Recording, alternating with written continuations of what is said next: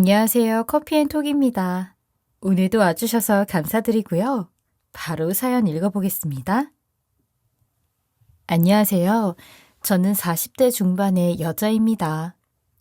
최근 인생에 있어 가장 힘든 일이 한 번에 몰려와서 말할 수도 없이 힘든 시기를 보내게 됐습니다. 어쩌면 저와 비슷한 일로 힘들어하는 분이 있지 않을까 하는 마음으로 위로와 응원의 마음을 담아서 사연을 써보려고 합니다. 이곳에 인생 선배님들이 더 많겠지만 그분들이 보면 고작 40년 산 게 뭐 그렇게 대수냐고 하실 수도 있겠어요. 그래도 주변 제 또래들과 비교했을 때 겪을 만큼 많이 겪고 살았다고 말할 순 있어요. 사실 저는 어릴 때 대학에 가서 평범한 여대생으로 당연히 살게 될 줄 알았어요. 부모님 세대 때는 그런 경우가 많이 없었지만 그래도 제 나이의 대학은 기본으로 가는 분위기였거든요.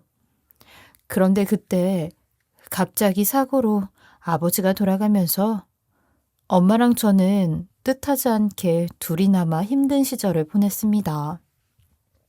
아버지 덕에 엄마도 저도 경제적인 부분을 그렇게 신경 쓰지 않고 살았거든요. 엄마는 본인 이름으로 된 카드도 한 장 없던 사람이었거든요. 아버지가 주는 생활비로 저는 용돈으로 그렇게 살면서 지냈던 귀둔 같은 분이 갑자기 떠나버리니 아무것도 모르는 바보 둘이 세상을 사는 기분이 들었죠. 저도 그 당시엔 고등학생이라 엄마 곁에서 의지가 되게 도울 수 있는 상황이 안 되더라고요. 그저 아빠를 잃은 슬픔에 빠져 있을 새도 없이 아빠의 부고를 듣고 주변에서 많은 사람이 찾아와 사업 자금을 달라며 아우성이었죠. 지금 돌아보면 그때 이 상황을 이용한 사람이 있을 것도 같아요. 대쪽 같았던 아버지는 모든 것에 정의로웠고 빚지는 것도 싫어하는 성격이라서 제가 동네 아주머니에게 붕어빵 하나만 얻어먹고 와도 불같이 화를 내던 그런 분이었거든요. 어제 붕어빵 사준 아주머니 몇 동 산대? 모르는데 그때 마트에서 잠깐 본 거라서. 넌 모르는 사람한테 그런 걸 왜 받아먹고 와? 아니, 그분이 아빠 안다고 그러니까. 그런 게 다 빚인 거야. 아빠가 갚아야 하는 빚. 붕어빵 100개도 아니고 애들 거하고 해서 3개였어. 3개든 100개든 나중에 아빠가 알아야 인사를 하지. 아무튼 아빠 안다는 사람은 이름이라도 꼭 물어보고 와. 그런 아빠가 빚을 남겨둘 리가 없는데 말로 한 약속까지 어떻게든 한몫 받아갈 생각으로 쌍심지를 켜고 집에 와 진을 치고 있더라고요. 그때 저는 그런 사람들을 보면서 돈이란 게 얼마나 무서운지 뼈저리게 배웠습니다. 죽음을 무시할 수 있는 힘이 있더라고요. 아무도 아빠가 떠나서 슬프다는 말도 없이 대문 앞에 서면 형님이 약속하셨다니까요. 정말 곤란합니다. 아저씨, 제발 가시라고요. 네 아빠 수첩 같은 거 없었어? 거기 뒤져보라니까. 없어요. 아무것도 없다고요. 우리도 아빠 갑자기 가서 지금 아는 게 아무것도 없어요. 우리 엄마 힘드니까 제발 그만 찾아오세요. 정말 형님이 약속하셨다고. 내가 죽은 사람 걸고 거짓말할 사람으로 보여? 네 엄마한테 이야기해줘. 아저씨를 1번으로 챙겨주겠다고 했다니까. 네 아빠랑 나 형제나 다름없는 사이였어. 알았지? 엄마는 당장 제 대학 등록금부터 앞으로 둘이 살 걱정에 빠져 있었고 당시에 아버지가 사업하며 남겨둔 돈은 다 남의 주머니로 빠져나가 우리가 가져갈 것도 없었죠. 한 달 가까이 찾아오는 사람에게 시달리다가 딱히 얻어낼 게 없다는 판단이 섰던지 그 이후로는 잠잠해지더라고요. 그리고 전 그때 엄마에게 제가 먼저 다짐한 이야기를 했어요. 나 대학 안 가도 괜찮아. 무슨 소리야. 요즘 웬만한 사람 다 대학 가는 세상인데. 빨리 일 시작하고 싶어. 나중에 내가 벌어서 갈게. 나도 집 상황 때문이 아니라 그렇게까지 되고 싶은 것도 없는 상황에서 괜히 욕심 부리는 것 같아서 그래. 정말 괜찮겠어? 하루라도 빨리 그냥 편하게 살고 싶어, 엄마. 돈 벌면 그래도 우리 둘이 밥은 먹고 살 거 아니야. 쫓아오는 사람 걱정 안 해도 되고. 왜 네가 그런 걱정을 해? 엄마랑 나랑 단둘이 남았는데 걱정이 안 돼? 엄마도 일 시작하고 제대로 살 거야. 우리 둘이 열심히 살아야지, 당연히. 근데 엄마도 평생 집에서 가정주부로 지냈잖아. 갑자기 나가서 돈 버는 것 쉬운 일 아니라고. 그러니까 같이 해. 나는 엄마하고 잘 사는 게 꿈이야. 그렇게 저는 빠르게 취업할 수 있던 공장에 들어갔고, 그때 제 사수로 일했던 지금의 남편을 만나게 됐습니다. 계속 머릿속으로는 아빠만 돌아가시지 않았더라면 하는 생각 때문에 거기 있는 시간이 매일 괴로웠던 것 같아요. 그런데 공장에서 시간을 보낼수록 세상에 혼자 버려진 기분이 사라지더라고요. 수많은 사연으로 모인 사람들이 저를 딸처럼 동생처럼 너무 아껴주고 말없이 묵묵하게 뭐 하나라도 더 챙겨주는 사람을 보면서 마음이 서서히 열렸던 것 같아요. 아이고, 우리 막내 아침밥 먹었어? 아니요. 그럴 줄 알고 내가 우리 막내 주려고 김밥 싸왔어. 점심으로 먹어. 감사합니다. 그래, 좀 웃어. 웃으니까 얼마나 좋아.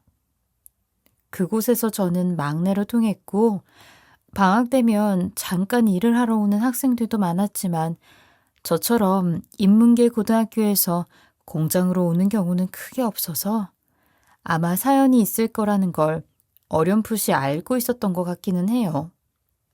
그냥 기계처럼 서서 일만 하고 잠만 자며 몇 개월을 보내다가 방학 때마다 와서 일한다는 남편을 처음 보게 됐죠. 2살이 많던 남편은 훨씬 오빠 같은 느낌이었어요.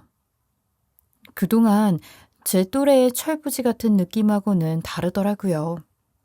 쉬는 시간마다 삼삼오오 모여서 담배를 피우고 여자 이야기나 하면서 농담하던 분들하고도 잘 어울리지 않고 본인 일만 묵묵하게 하는 걸 보면서 신기했던 것 같아요. 어떻게든 더 쉬고 싶어서 꾀를 부리는데 자리를 다들 비우는 시간에도 남편은 혼자 남아서 계속 일을 하더라고요. 그리고 저녁이면 기숙사 앞에 작은 벤치에서 책을 꺼내 읽는 모습을 보면서 요즘 세상에 이런 사람도 있구나 신기했던 것 같아요. 그리고 방학 때만 있다 가겠다더니 군대 입대 전까지 부지런히 돈을 모으겠다며 더 남아 일을 하더라고요. 그리고 그때 제게 본인이 읽던 책을 건네면서 너도 늦게 자는 것 같던데 빌려줄게. 볼래? 무슨 책인데요? 보면 힘나는 이야기야. 나는 이 세상에서 내가 제일 재수없고 힘든 줄 알았는데 아닌 사람들이 더 많더라고. 그것만 봐도 위로가 돼. 너도 그럴 거야. 이거 언제까지 주면 돼요? 주고 싶을 때 줘. 내가 읽은 거 빌려주는 거니까. 그렇게 우리는 책을 빌려주고 돌려주면서 계속 마주치다 보니 어느새 연인이 되어 있었죠. 그리고 그 당시에 남편도 아버지가 사업부도로 쫓기는 신세가 되고 어머니는 돌아가시는 일까지 겹쳐서 본인이 그 모든 짐을 갖고 사는 사람이었죠. 그걸 보니 인생에 제 슬픔을 유일하게 말할 수 있는 알아줄 것 같은 사람이 생긴 기분이었죠. 외롭지 않은 느낌이었어요. 그리고 이런 사람이라면 저도 평생 함께하고 싶다는 확신이 들었어요. 물론 너무 어린 나이여서 결혼이 엄두도 낼 수 없는 상황이었지만 남편이 군대를 갔다 와서 제대하고 몇 년의 세월이 지나니 결혼을 해도 될 충분한 나이가 돼 있더라고요. 그래서 5년의 연애 끝에 우린 결혼을 했고 젊은 날부터 만나 서로의 아픔을 다 아는 상황이라서 악착같이 더 열심히 살았던 것 같아요. 처음에 작은 원룸방에서 시작한 생활도 몇 년 만에 정산하고 큰 집으로 옮겨가는 우리 모습을 보면서 짠돌이 부부 하여튼 대단하다. 그 사람이 주말에 과외일도 하고 배달까지 뛰어. 어떻게 그렇게 열심히 사는 사람이 있니? 나도 그래서 같이 으쌰으쌰 하게 된다니까, 엄마. 그럼 너도 같이 그래야지. 어려운 시절에 만나서 서로 처지 다 아니까, 가난이 얼마나 지긋지긋하고 힘든지 아니까 그걸 벗어나려고 둘이 정말 애쓰고 있어, 엄마. 나중에 내가 조금 더 여유 생기면 몇 배로 더 잘할게. 아니야. 엄마는 너 이렇게 사는 것만 봐도 좋다. 이제 엄마 일 좀 쉬게 하고 싶은데. 적응돼서 집에만 있는 게 더 힘들다. 암튼 이번 주말에 주서방하고 같이 와서 밥 먹고 가. 엄마도 주말에는 쉬어야지. 아이고, 내가 우리 딸하고 사위 밥도 못 줄까 봐. 아니, 피곤하니까. 좋기만 하다. 와서 먹고 가. 그렇게 엄마도 남편도 저도 모두가 우리가 사는 지금을 어떻게든 벗어나 보려고 정말 애를 쓰고 살았어요. 평생 집에서 밖에 일 안 하던 엄마도 밖에서 종일 서서 일하다 오는 게 익숙해졌더라고요. 그걸 보면서 저도 괜히 마음이 아팠죠. 세 사람 다 일 때문에 정신없었지만 그렇게 엄마 덕에 모여서 먹는 식사 자리가 참 좋았어요. 남편은 혼자서 몇 번이고 밥을 다 씹어서 어머니 한 그릇 더 먹을게요. 잘 먹으니까 좋다 우리 사위. 더 있으니까 얼마든 먹어. 아유 오늘따라 당신 너무 과식해. 그러다 탈난다. 어머니가 제 입맛을 너무 잘하는 것 같아요. 오늘은 유독 제가 좋아하는 것들만 만들어주셔서. 그랬어? 다행이네. 내가 고민 많이 했는데. 제가 엄마가 일찍 돌아가셔서 이런 밥을 못 먹고 살아봤잖아요. 그래서 그런지 이 사람이 해주는 밥하고는 또 다르네요. 정말 맛있습니다, 어머님. 나도 자네 왔을 때 아들 하나 더 생겼다. 샘치자고 우리 딸한테 그랬었어. 외로워하지 말고 언제든 와서 밥 먹고 싶을 때 이야기해. 눈치 보지 말고. 감사해요, 장모님. 종종 남편의 지난 날을 들으면 우리 집 사연만큼이나 안타까운 일들이 많아서 엄마가 그런 모습을 애잔하게 보며 아들처럼 대해주더라고요. 일을 새벽까지 한다면서 몸은 괜찮아? 몸은 조금 피곤해도 체력 될 때 이것저것 다 해야죠. 솔직히 직접 월급만으로는 어려워요. 죽기 전에나 우리 집 하나 가져볼까 할 정도인데 제가 그래도 해보니까 1년마다 목표 금액으로 조금씩 집 키워가니 재미도 있고 열심히 살게 돼서 좋아요, 어머님. 둘이 고생을 젊은 날에 너무 많이 했어. 정말 우리 애 아빠만 살아있었더라도 번듯한 신혼집 한 채 정도는 갖고 시작했을 텐데 미안해 내가. 그게 왜 미안해요. 당연히 저희가 만들어가는 게 맞죠. 그런 모습을 보면 집안마다 빈부격차 커서 서로 눈치 주고 괴로워하는 것보단 조금 힘들어도 서로 이렇게 의지하고 행복한 게 더 좋다는 느낌이 들더라고요. 남편과 엄마를 보면 흐뭇한 미소가 절로 나왔어요. 때론 남편이 아들 같은 역할도 해주고 아빠가 없는 빈자리를 잘 채워주곤 했거든요. 어머님, 형광등 갈아야 되는데 있어요? 모르겠네. 화장실 깜빡거려?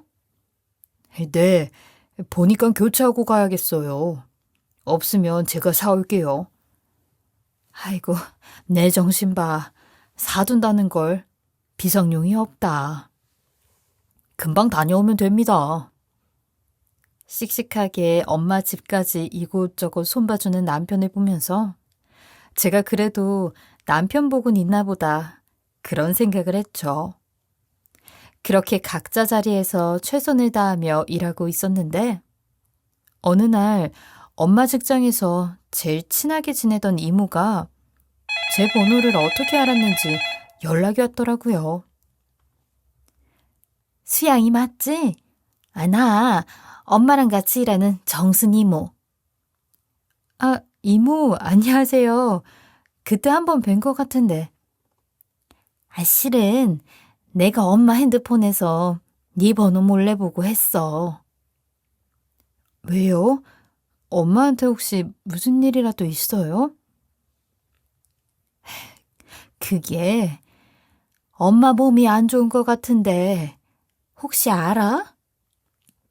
아니요. 엄마가 어디가 안 좋은데요? 코피도 너무 자주 쏟고 뻑하면 쓰러지고 그랬어. 네? 병원은요? 병원도 안 가요? 네 엄마 또 한 고집 하잖아. 미치겠다. 내가 옆에서 제대로 검사받고 오라고 몇 번을 말했는지 모르겠어. 너 걱정한다고 입 꾹 닫고 있었을 것 같더라. 몰랐어요, 정말. 제대로 검사를 받아봤으면 좋겠는데 계속 일 나와야 된다는 핑계로 안 가는 눈치라서. 내가 불안해서 그래. 우리 나이가 그렇잖아. 혹시 모르니까. 네, 무슨 뜻인지 알아요. 연락 주셔서 감사해요. 그 통화를 끊고 나니 머리가 핑 돌더라고요. 몸 상태가 안 좋은 상황일 수도 있지만 어른들이 사소한 일로는 가족에게 따로 연락을 하거나 그러진 않으니까요. 심상치 않은 상태라는 걸 조금은 직감했죠. 그리고 저는 남편에게 이 일을 알리지 않은 채 우선 엄마를 데리고 병원부터 가서 검진부터 받아야겠다는 생각을 했어요. 새벽 3시부터 일어나서 일하느라 정신없고 피곤한 남편에게 이 일을 꺼내려니 괜히 무거운 짐을 더 안겨주는 기분이라서 차마 입이 안 떨어지더라고요. 모든 결과가 나왔을 때 말하는 게 우선인 것 같아서 계속 괜찮다고 고집부리는 엄마를 끌고 가듯 병원에 가서 정밀 검진을 받게 했어요. 엄마는 그 순간에도 100이 넘는다면서 그 MRI까지 찍으면 엄마, 얼마가 들어도 몸이 안 좋으면 해봐야지. 괜한데 돈을 왜 써? 내 몸은 내가 아는데. 그래, 두고 보면 나오겠지. 건강이 그렇게 엄마가 자신만만해 할 일이 아니야. 엄마 나이가 걱정하고 조심할 땐데 무리해서 일하니까 고장이 나지. 너한테 손 벌리기 싫어, 엄마는. 내가 딸인데 왜 손을 벌리는 거야, 그게? 주서방은 새벽같이 일하고 주말에도 잠도 쪼개가며 일하는데 내가 그렇게 버는 돈을 어떻게 쉽게 가져다 쓰냐고. 그러니까 내 힘으로 일하고 살게 둬. 건강하면 얼마든지 일하고 엄마가 번 걸로 살아. 약속했어, 분명히. 그리고 일주일쯤 지나 결과가 나왔을 때 저는 혼자 얼마나 소리 없이 눈물을 삼켰는지 모르겠네요. 병원에서 저를 먼저 부르더니 엄마의 상태를 보여주더라고요. 꽤 전이가 진행된 상태예요. 보이시죠? 암이 몸 곳곳에 퍼져 있는 엄마 몸을 보고 나니 아빠가 떠나는 날처럼 세상이 무너진 것 같은 기분이었죠. 제가 조금만 잘 살려고 하면 하늘에서 곁에 있는 사람을 데려가려고 한다는 마음까지 들어 너무 원망스러웠어요. 결국 엄마를 설득해 항암 치료를 받게 됐고 엄마에게 힘들어도 엄마, 난 엄마까지 없음 죽고 싶어. 알지? 알지. 네 아빠 가고도 우리 힘들었잖아. 나 혼자 두지 말고 엄마가 잘 싸워줬으면 좋겠어. 치료 열심히 받을게. 우리 딸 애 낳는 것까지 다 보고 가야지. 그렇게 저는 일을 반으로 줄이고 틈나는 대로 엄마 곁에 가서 지냈어요. 병원에 오가는 일이 너무 많아지다 보니 한 주에 남편 얼굴을 아예 못 보고 지나가는 일도 많아지더라고요. 그리고 엄마가 저에게 신신당부한 일이 주서방한테 부담 주지 마. 안 그래도 힘든 사람이야. 그 사람도 속상해해. 자주 못 온다고 미안하대. 사실 저는 남편이 엄마 이야기를 듣고 나면 저처럼 힘들어할 줄 알았는데 의외로 너무 담담한 반응이더라고요. 그리고 저에게 처음 물어본 이야기가 장모님 말이야, 보험 들어둔 건 있어? 그래도 이게 나라에서 지원이 나와서. 다행이네. 얼마나 지원해준대? 당신한테 내달라고 안 해. 엄마 그 정도는 있어. 아니, 현실을 알아야 우리도 대처하지. 장모님이 얼마나 벌어둔 게 많겠어. 몇 달 내고 나면 끝이겠는데. 여태 장모님 월급 생활비 정도로 쓴 거 아니야? 그렇다고 보험 이야기부터 꺼내야겠어? 이제 돈 좀 모으나 했더니. 뭐라고? 왜 엄마 아픈 걸 돈 드는 사람 취급해? 그런 뜻이 아니라 현실적으로 생각하자고 제발. 내가 허무해서 그래. 모아두면 돈 나갈 일 생기고 남들 잘 시간에도 일하는데 달라지는 게 없잖아. 그래서 그래. 당신도 내 입장에서 생각 좀 해. 이런 마음으로 엄마 보러 오지 마.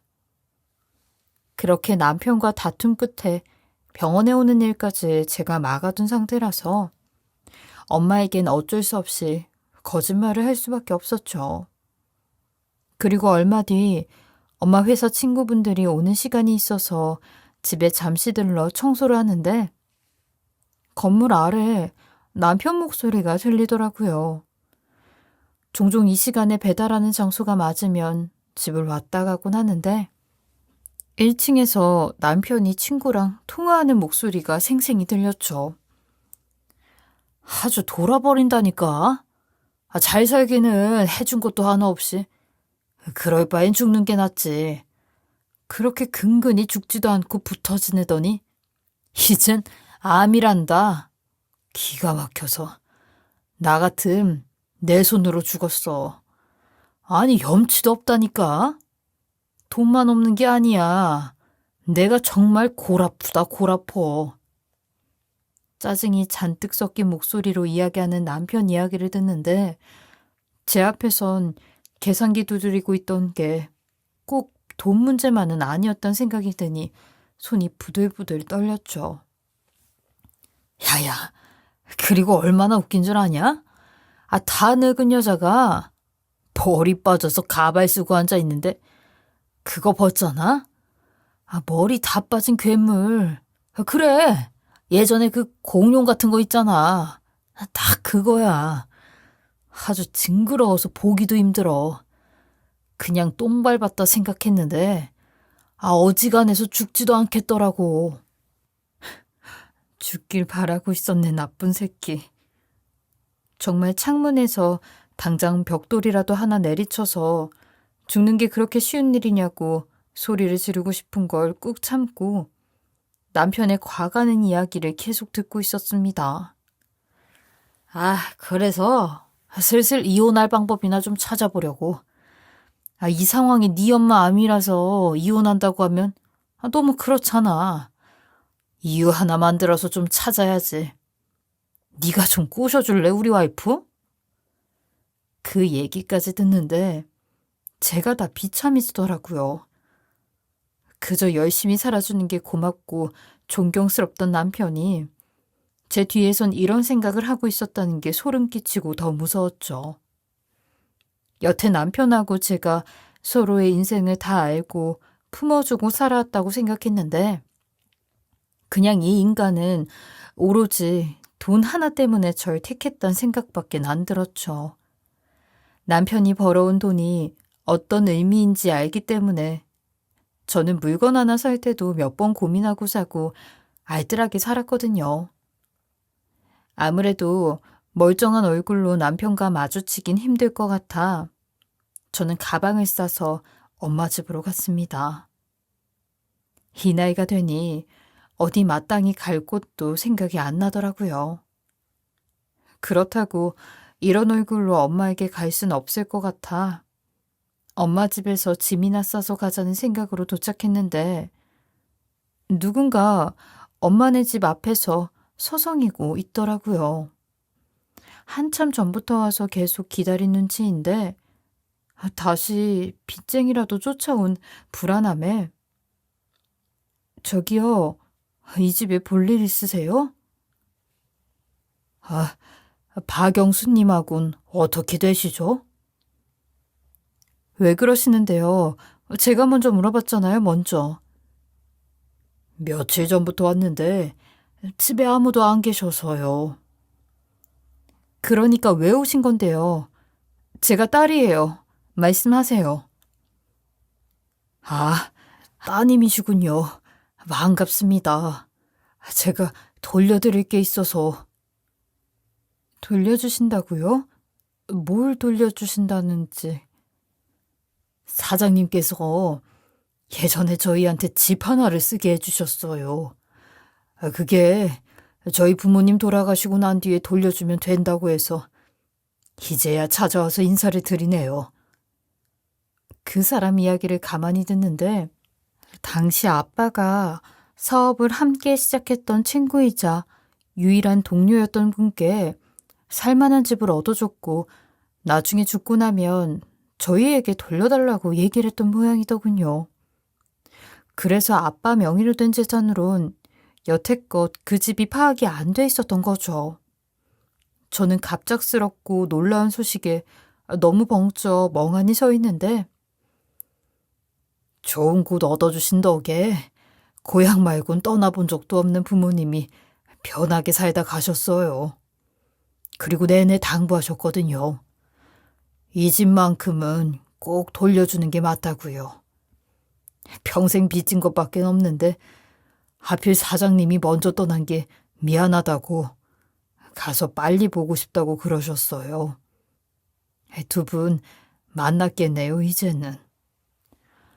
그리고 고향을 그리워하면서 힘들어했던 친구를 위해서 아빠가 작은 한옥을 얻어줬는데 한옥집이 이제는 더 귀해진 시점이라서 60억 정도 되는 집이 돼 있더군요.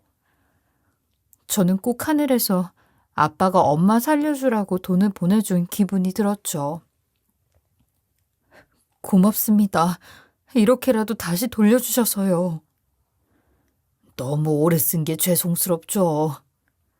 그래도 해마다 집값 오를 때마다 부모님이 더 기뻐하셨어요. 그리고 관리도 워낙 잘하셔서 어머니 오셔서 지내셔도 좋을 것 같아요. 감사합니다, 정말. 엄마가 지금은 병원에 있는데 거기 가서 살면 정말 좋아하실 것 같아요. 명의 정리하는 대로 바로 연락드릴게요. 그리고 이 소식을 알리기 위해 저는 빠르게 병원으로 가 엄마를 부둥켜 안고 눈물을 펑펑 쏟았습니다. 엄마, 우리 살았어. 살았어. 갑자기 왜 이래 얘가. 그리고 이 이야기를 엄마에게 한 순간 엄마도 믿기지 않는지 몇 번이고 그분 이름을 되묻더라고요. 저는 얼굴 한번 본 적 없던 분이었는데 엄마는 기억을 하는 분위기였죠.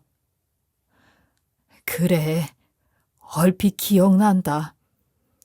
참 힘들어했다고 들었어.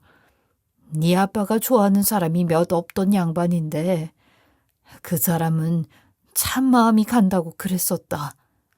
그래, 기억나. 마당도 잘 가꿔놨더라. 엄마 퇴원하고 거기로 가자. 그리고 그날 저녁 남처럼 지냈던 남편이 갑자기 전화를 몇 통이나 하더라고요. 솔직히 목소리 듣는 것도 괴로운 상황이었지만 계속 걸려와서 받았더니 여보, 집에 과일 바구니랑 고기 주고 가셨어. 아버님 친구분 아들이란 사람이 와서 병원 가기 전에 들렀다더라고. 나도 알아. 그래? 그나저나 어머님은 좀 어떠셔? 갑자기 왜 물어? 언제부터 궁금했다고 당신이? 호전됐는지 내가 맨날 확인해. 당신 모르지? 병원에 내가 얼마나 전화해서 물어보는데. 근데 당신 나한테 뭐 할 말 없어? 없어. 여보, 내가 내일쯤 일 정리하고 당신하고 돌아가면서 자는 게 어떨까 싶어서. 내가 그동안 돈을 더 버는 게 답인 줄 알았는데 당신도 힘들 것 같아서. 지금은 돈이 우선이 아니란 생각이 좀 드네. 아니야, 그럴 것 없어. 돈 벌어, 하던 대로. 저는 차갑게 전화를 끊었죠. 여태 일을 핑계로 엄마 병원도 못 오겠다더니 저희 집 이야기를 어떻게 알게 됐는지 태도를 싹 바꾼 게 너무 속이 보이더라고요. 이 정도 쓰레기라고는 생각도 못했는데 제가 몇십 년을 썩지도 않을 쓰레기를 떠안고 산 거였더라고요. 그리고 저는 엄마 앞으로 명의 이전해 두고 차근차근 이혼 준비를 시작했습니다. 더 고민할 여지도 없었죠. 당연히 우리 앞으로 받을 거라고 생각한 남편은 굴러들어온 집이 얼마나 좋은지 저에게 대놓고 이야기를 하더라고요. 그날 사실 들었어, 여보. 역시 아버님이 배포가 컸다고 하더니 좋은 거 남겨두셨다. 내가 부동산 시세 봤는데 잘만 하면 더 받겠더라. 그거 안 받기로 했어. 전 남편에게 일부러 거짓말을 했죠. 집 때문에 저랑 이혼도 안 하고 버티고 있을 게 뻔히 보여서 머리를 미리 써야겠다 싶었죠. 뭐라고? 준다는 걸 왜 안 받아? 미쳤어, 당신? 엄마도 아픈 마당에 우리가 가서 살 것도 아니고 그 집 식구들도 어렵게 살던데 아빠가 준 거니까 그냥 그분들이 쓰는 게 맞겠다고 생각해서 엄마랑 결정했어. 미쳤어? 그런 결정을 왜 혼자 해? 미쳤냐고 진짜. 그 남자 번호 당장 불러. 내가 가서 말할 거니까. 그게 자그마치 60억이야, 60억. 당신 그런 돈 본 적이나 있어? 돈이 무슨 소용이야? 난 이제 왜 돈을 버는지 모르겠어. 뭐? 암 걸린 여자 옆에 있더니 정신에 암이 왔네. 당신 열심히 사는 거 아는데 미안해. 야, 당장 갈라서 나 죽어라 고생하는 거 보면서도 그냥 주겠다는 60억을 발로 차? 그건 나 엿먹어보라고 하는 거나 다름없지. 그러니까 네가 조금 병이 오고 계속 가난하게 사는 거야. 줘도 못 받아 먹으니까. 그래, 그럼 이쯤 헤어지자. 나도 너무 지쳤어. 면목 없다. 그렇게 남편은 화가 머리 끝까지 나서 다음날 새벽에 바로 저에게 이혼 서류를 보냈더라고요. 저는 미안한 연기를 하며 남편 원하는 대로 해주겠다는 것처럼 사인을 해서 보냈고, 몇 주가 지나서 우린 조정 기간을 거쳐 이혼을 하게 됐죠. 저를 한심한 눈으로 지켜보던 남편은 야, 충고 하나 해줄까? 정신 똑바로 차리고 살아. 평생 가난하게 살고 싶으면 그렇게 살고. 아, 그래? 그럼 나도 말해줘? 진짜 똥 밟게 된 건 너야. 알아? 뭐? 너 지금 뭔 소리 하는 거야? 그 집 받을 거야, 내 앞으로. 뭐라고? 다시 말해봐. 너 그 집 줬다면서 분명히.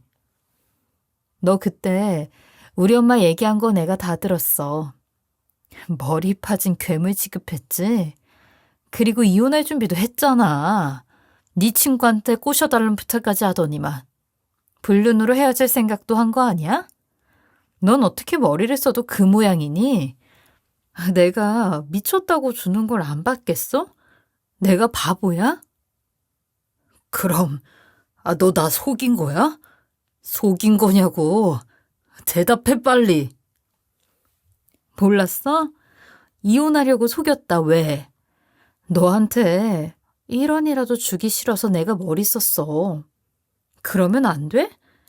그러니까 옆에 가만히만 있지. 그랬으면 60억 신나게 나눠서 잘 쓰고 다닐 텐데. 이제 남남돼서 어쩌지? 안타깝네. 그럼 계속 그렇게 돈 열심히 벌면서 살아. 당신이 그거 벌어 어느 세월에 이런 집 살아보나 싶긴 한데 잘 될 거야. 아, 어떻게 나를 속여? 네가 어떡해? 너무 분해서 얼굴이 새빨개진 남편이 저에게 고래고래 악을 지르는데 저는 통쾌한 얼굴로 걸어갔습니다. 그리고 그날 이후로 엄마와 저는 삶 자체가 아예 달라졌어요. 엄마가 예전 살던 집은 처분하고 우리 둘이 한옥집에서 마당에 작은 텃밭도 꾸리고 조금 더 여유 있는 마음으로 살 수 있게 됐죠. 그리고 이 집을 좋은 마음으로 약속 지켜서 돌려준 그 아드님과도 인연을 이어갔어요. 종종 엄마가 맛있는 음식을 하면 그분을 꼭 불러서 좋은 시간을 보냈죠. 그런 시간을 보내고 나니 집안에선 엄하던 아빠가 얼마나 따뜻하고 좋은 사람이었는지 알 수 있었어요. 그리고 남편은 여전히 그 삶을 벗어나지 못하고 일에 빠져서 돈돈하면서 사는 것 같았죠. 종종 저에게 연락이 와서 더도 말고 딱 1,000만 원만 줄 수 없을까? 누구세요? 남한테 누가 1,000만 원을 줘요. 연락하지 마. 뻔뻔스럽게 그런 이야기를 해서 잘라내곤 했죠. 어쩌면 최고의 복수는 인생의 돈이 전부가 아니라 다른 방식으로도 행복하게 살 수 있다는 걸 알게 된 게 아닐까 싶습니다. 주위에 아무도 없이 혹시라도 엄마처럼 아파도 돌봐줄 가족이란 존재가 없으니까요. 참 처량한 노년이 그려지네요. 저는 삼시세끼 엄마 밥상을 준비하면서 엄마 건강과 제 행복에만 집중을 하고 있어요.